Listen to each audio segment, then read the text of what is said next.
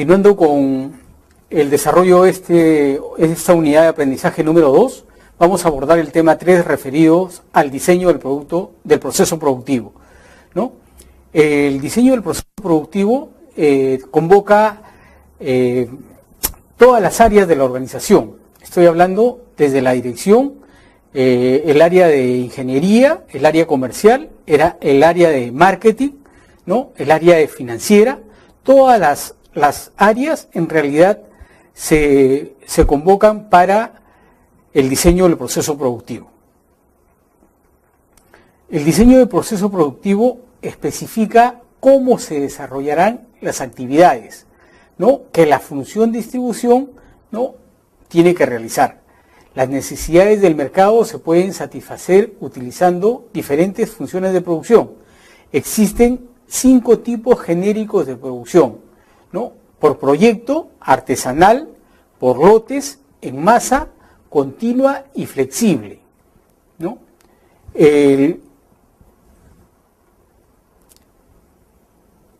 Decía que existen 5 tipos de procesos de producción. Los procesos de producción referidos a la producción por proyecto, se trata de obtener acá, en esta función de producción, productos individualizados que satisfacen necesidades específicas de un cliente o de un grupo exclusivo de clientes, ¿no? Tienen, por lo tanto, un alto costo, puesto que tienen que asumir este cliente o grupo de clientes, tienen que asumir los costos de diseño, por ejemplo.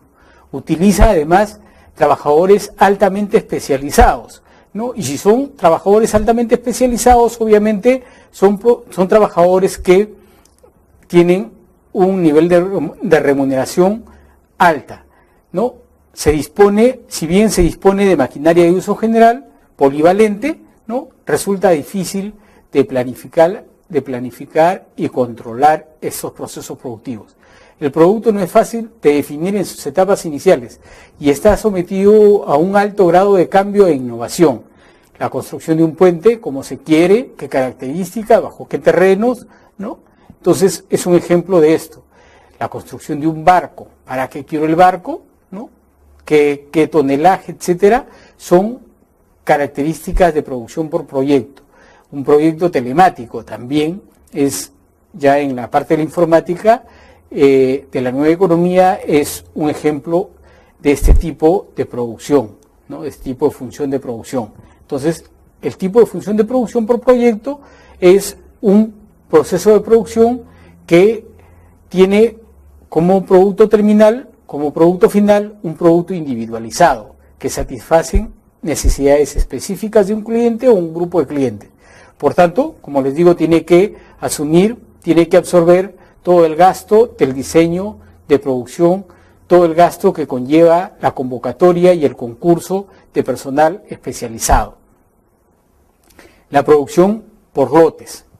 La producción por lotes y artesanal merece también un punto aparte, ¿no? La producción por lotes es discontinua e intermitente. La producción artesanal es aquella producción que se realiza en los talleres de trabajo de manera familiar muchas veces, ¿no? Y se caracterizan por fabricar volúmenes pequeños de una gran variedad de productos. Volúmenes pequeños, pero una gran variedad de productos, ¿no? En general, la producción por lote se distingue de la producción artesanal por su mayor tamaño de lote, ¿no? Es decir, la producción por lote, ¿no?, produce en volúmenes mayores, ¿no? Además del uso de maquinaria y,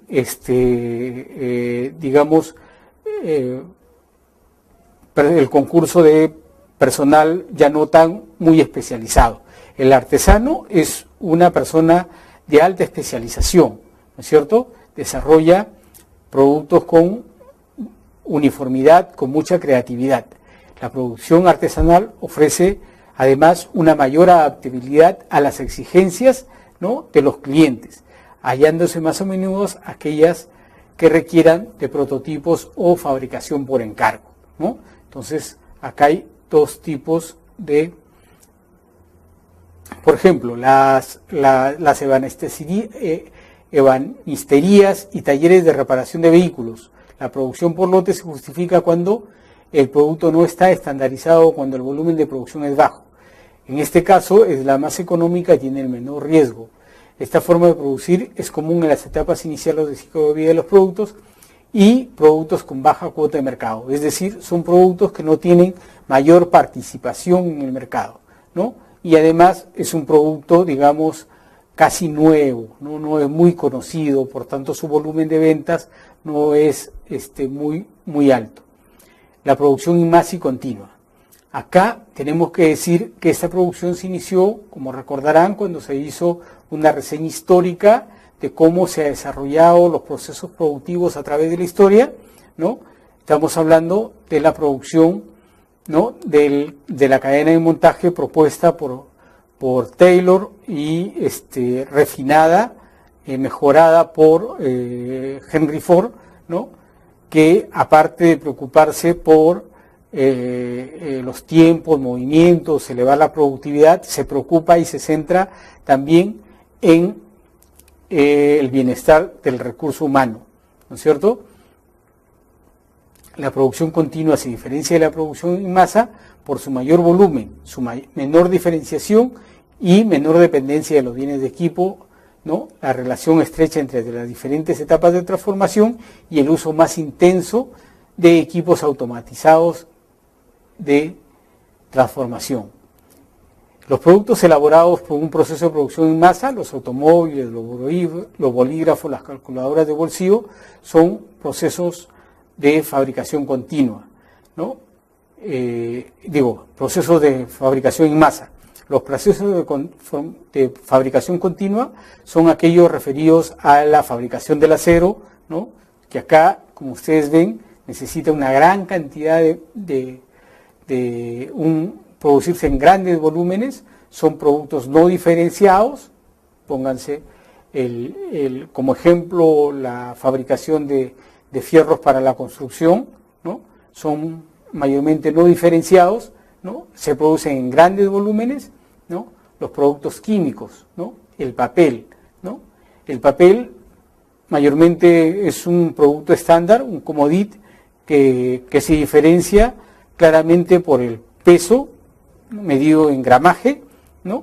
Y este es un producto que se produce bajo los estándares bajo producción, las funciones de producción continua, ¿no? La producción en masa satisface necesidades de un número elevado de clientes mediante la fabricación a un costo relativamente bajo una gran cantidad de productos uniformes estandarizados. Para ello se apoya en dos factores. Uno, la sustituibilidad de las partes o el reemplazo fácil de las partes. Y dos, la cadena de montaje. ¿Qué cosas son cada uno de ellos? Acá tenemos un ejemplo de lo que es una cadena de montaje. ¿Y a qué nos referimos con que las partes pueden ser sustituibles? Pueden ser sustituibles, pueden ser intercambiables, ¿no? Se requiere un proceso de ensamblaje sencillo y proporciona una serie de ventajas, tales como permite eliminar todas las tareas relacionadas con el limado y ajuste de las partes. Es decir, se producen partes tan precisas que necesitan que el obrero solamente los coloque donde debe estar al momento que el producto pase por la ubicación del operario.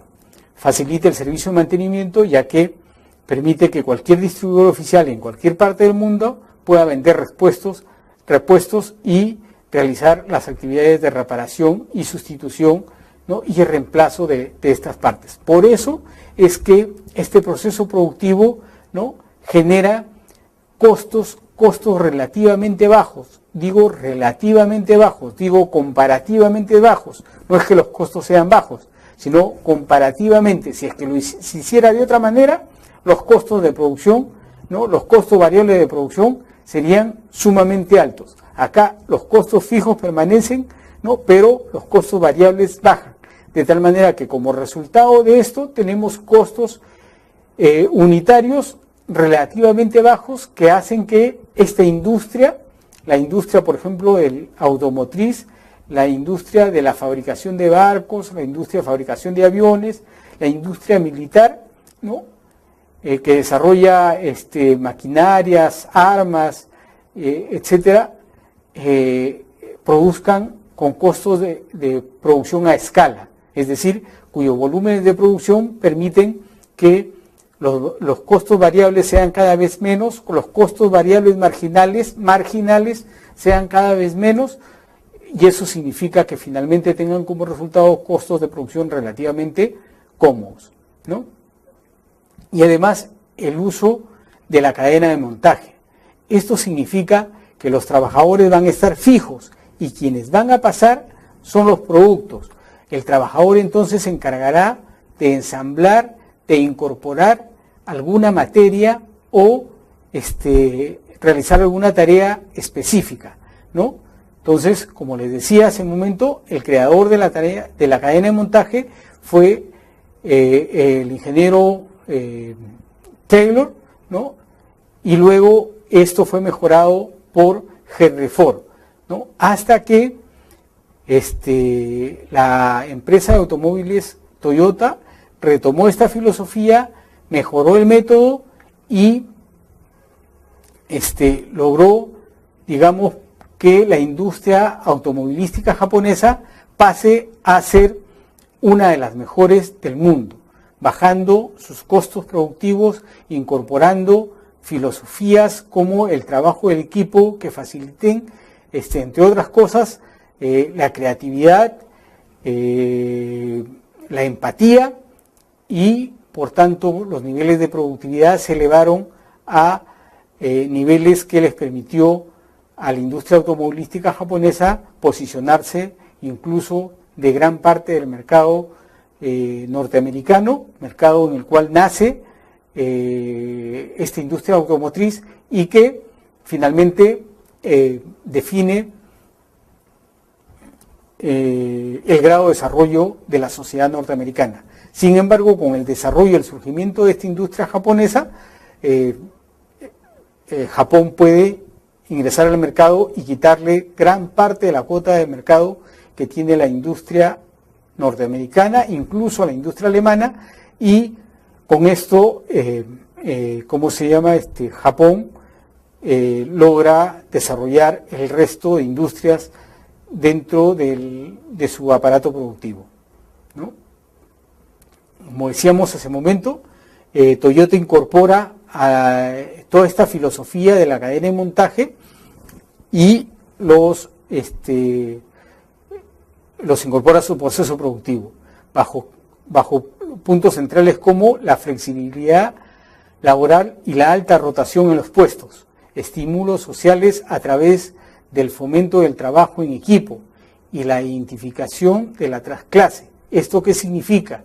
Que acuérdense que lo que propuso Taylor fue una gran división del trabajo. Arriba el trabajo manual, el trabajo intelectual, y abajo el trabajo manual, ¿no? Con lo cual prácticamente puso en medio trabas para que la comunicación sea fluida. Toyota se da cuenta de que la comunicación es una actividad estratégica y debe estar debidamente abierta, ¿no? Debe haber un tráfico fluido de comunicación entre el jefe y el subalterno, ¿no? Entonces, este es un aspecto central para la filosofía de Toyota y ordena que los jefes y subalternos coordinen de manera estrecha, desarrollen características de empatía social, de tal manera que, como les decía también hace un momento, el trabajador tiene mucha información valiosa además. No solamente es cantidad, sino la calidad de la información que tiene es de suma importancia para los fines organizacionales, para la rentabilidad, para el posicionamiento estratégico de la organización. El otro sistema que incorpora Toyota a sus procesos productivos es el sistema Just in Time, que significa justo a tiempo, ¿no? ¿Esto qué significa? Significa que se adopta la filosofía de que el mejor almacén es aquel almacén vacío, para significar que los stocks, tanto de materia prima como de insumos, como de productos terminados, deben tender a cero. No significa que estén vacíos, porque eso significaría que no hay materiales para la construcción, ni hay productos terminados, producto del proceso de transformación, sino que los niveles de producción deben permanecer mínimamente en el mercado, es decir, debe producirse ya sobre pedidos, sobre demanda efectiva, ya no potencial, sino sobre demanda efectiva. Y por tanto, los materiales deben hacer un tránsito muy rápido por el almacén, ¿no? Eso significa el justo a tiempo. Esto significa además que los costos, tanto financieros como de manejo, ¿no? Los costos, digamos, financieros y de manejo de estos volúmenes de productos terminados en proceso o materias primas o insumos son sumamente bajos, ¿no? Entonces, para resumir, diremos que las características del toyotismo son las que sigue. Se produce a partir de pedidos hechos a fábrica. La eficiencia del método japonés está dado por los llamados 5 ceros. ¿Cuáles son estos ceros? Primero, 0 error. Segundo, 0 avería. Tercero, 0 demora. El cuarto, 0 papel. La disminución de la burocracia de supervisión y planeamiento es lo que hay que evitar. Supervisión, control, ¿para qué controlar? Si hemos definido bien nuestros procesos productivos, si hemos definido bien las tareas que van a realizar cada uno de los trabajadores. Por ende, se supone que nuestro producto final tiene que estar bien definido. Entonces, 0 error, 0 averías, 0 demora, 0 papel y 0 existencias. Significa no inmovilizar capital en stock y en depósito, es decir, solo producir para lo que ya está vendido.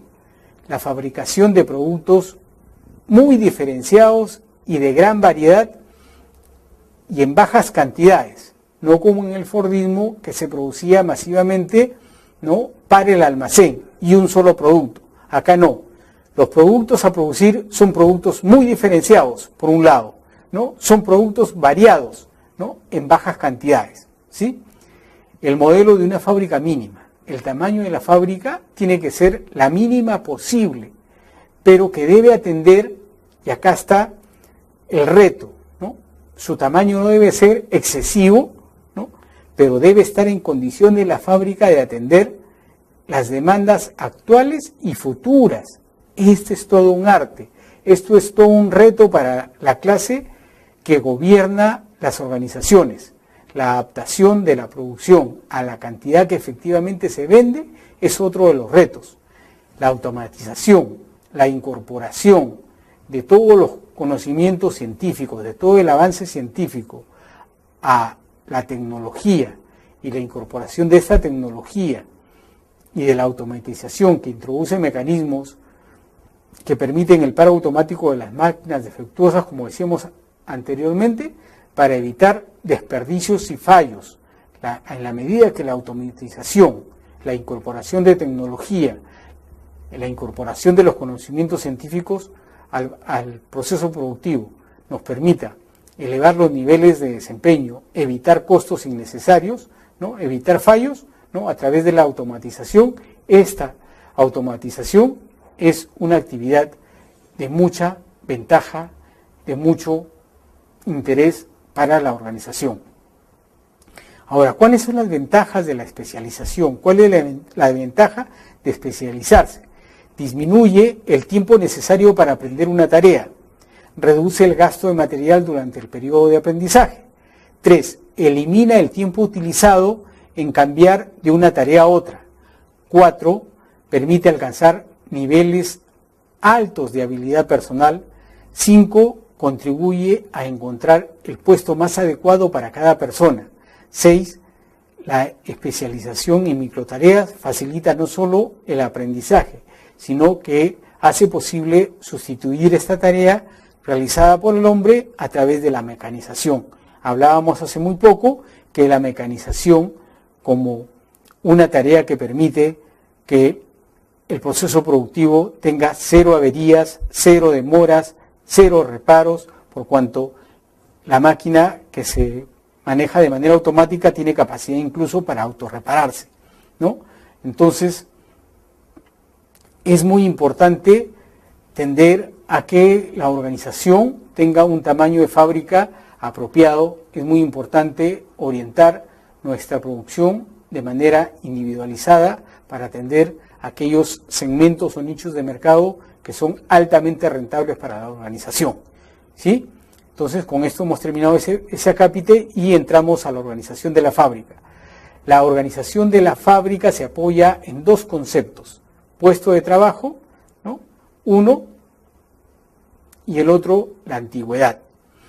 El puesto de trabajo debemos conceptuarlo como un conjunto claramente definido de tareas, y la antigüedad en el trabajo debemos entenderla por el tiempo que tiene trabajando alguna persona en una determinada empresa, sea esta fábrica, taller, empresa de servicios, etcétera, ¿no? Los puestos, acuérdense, son valorados de acuerdo a ciertas características: a la destreza, al riesgo que implica el desarrollo de la tarea, a la responsabilidad, entre otras, ¿no? En función a estas variables, las 3 principales, se asigna una categoría, y con esta categoría, en función a esta categoría, un salario. Además, los puestos de trabajo, debemos recordar, se alinean en líneas jerárquicas o se agrupan en líneas jerárquicas que implican progresivamente más cualificación, y más cualificación le corresponde una retribución mayor, ¿no? La producción flexible. La producción flexible es todo lo que hemos venido diciendo, toda esta preocupación por atender de manera ágil, de manera oportuna y de manera individualizada cada uno de los segmentos a los cuales pensamos dirigir nuestros esfuerzos productivos, ¿no? Esta producción flexible favorece la innovación de productos a la par que permite la adaptación a los incesantes cambios del mercado. No se olviden que la organización debe estar atenta a los cambios del mercado, ¿no?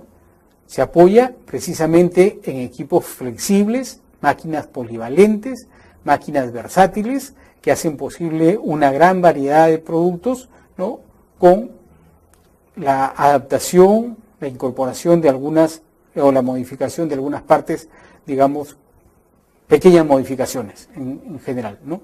En un proceso flexible predominan las actividades manuales y no estandarizadas, ¿no? La mecanización requerida es reducida y el volumen de producción es pequeño, relativamente pequeño. Los costos unitarios suelen ser elevados, con costos variables altos. El uso de mano de obra calificada especializada conlleva a gastos que corresponden a personal especializado, y costos fijos pequeños, puesto que la máquina, como ya lo hemos dicho, es una máquina polivalente, una máquina versátil, que con pocas modificaciones podemos incorporarlas a un proceso productivo, ¿sí?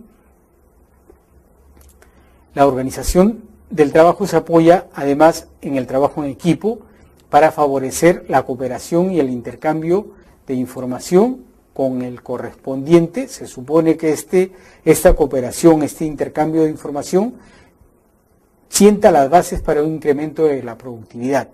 Los equipos que tienen autonomía en lo que se refiere a planificación de trabajo, a los cambios en los productos con carácter de prueba, dirigen sus propias acciones hacia una meta de calidad. Se supone que hay un empoderamiento, hay un traslado de responsabilidad, ¿no? Hay un traslado de funciones, hay un traslado de tareas, ¿no? Se delegan entonces no solamente responsabilidades, sino funciones, sino también autoridad, ¿sí? Entonces vemos acá, y haciendo un repaso, la producción flexible es aquella producción que se realiza con máquina polivalente, con mano de obra especializada, ¿no?, y en la que predominan procesos flexibles de producción, ¿no?, donde las actividades manuales son las actividades predominantes, prevalentes, y los productos son no estandarizados. Los procesos, por tanto, son no estandarizados, ¿no? Entonces, la organización de la fábrica, decíamos, está sustentada en dos aspectos: el puesto de trabajo y la antigüedad del trabajador. Luego habíamos visto como una característica sumamente importante, que lo hemos citado, el toyotismo, cuya importancia se basa en puntos centrales como la alta flexibilidad laboral y la alta rotación, los estímulos sociales, ¿no?, a través del fomento de trabajo en equipo y la identificación de la trasclase. Con esto queremos significar, y acá están los orígenes o la génesis de lo que hemos llamado después empoderamiento, empowerment en inglés, que significa la delegación de autoridad, de responsabilidad, de tareas a efectos de generar mayor confianza y vasos comunicantes más fluidos, ¿cierto? El justo a tiempo. Esta es una filosofía que pretende incorporar desde el proveedor hasta el cliente en la cadena de suministros, de tal manera que los costos asociados al manejo, a la administración de estos stocks, ya sean de materias primas, insumos, productos semi elaborados o productos en proceso y productos terminados, sea un costo mínimo, no se incurra innecesariamente en el traslado, en la manipulación, en el flujo de estas entradas, no se incurre innecesariamente en costos que pueden muy bien evitarse y que no agregan mayor valor, ¿sí? La cadena de montaje es un concepto que ustedes deben tenerlo, por tanto, muy en cuenta, ¿no? Con esto hemos desarrollado el tema número 3, que está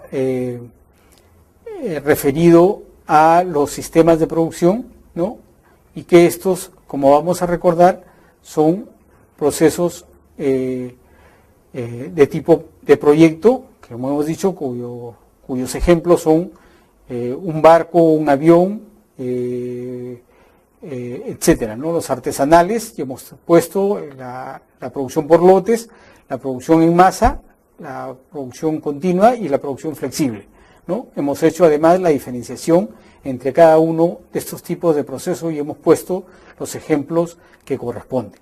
Bien, con esto yo quiero, con esta reseña quiero decir que el mundo se encamina a atender cada vez más, de manera más personalizada, las necesidades de nichos de mercado rentables. Acuérdense esto, no se trata de atender, porque no somos las organizaciones comerciales, las organizaciones económicas no son entidades de beneficencia, no van tras el cliente para satisfacer sus necesidades si es que de por medio no hay una rentabilidad. Acuérdense que la definición de mercado tiene 3 pilares, 3 bases fundamentales. 1, personas con necesidades. 2, personas con necesidades con ingreso disponible.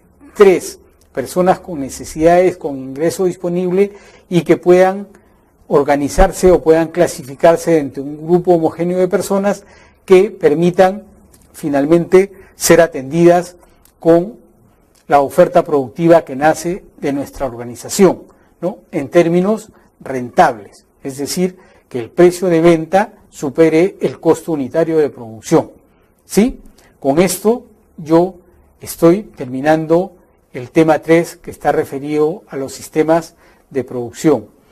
Entonces, ya hemos hecho además este repaso último, ¿no?, para que ustedes tengan una visión panorámica, holística del tema.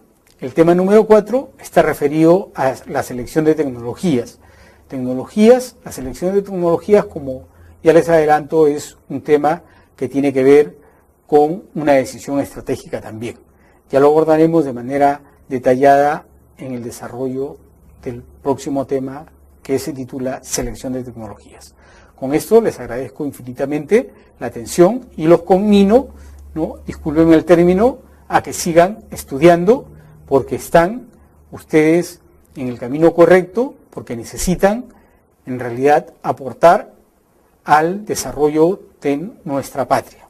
Son ustedes, juventud, en quienes nosotros, las generaciones que ya estamos, digamos, maduras, nos esperanzamos en que le darán un nuevo impulso a través del desarrollo de actividades empresariales. Ahí está el secreto del éxito, no en emplearse, no en buscar empleo, sino en cualificarse, en obtener conocimientos para desarrollar actividades de emprendimiento, actividades, iniciar empresas ahí en sus tierras donde nacieron, a efectos de fortalecer y fortificar las posibilidades de desarrollo de su patria pequeña.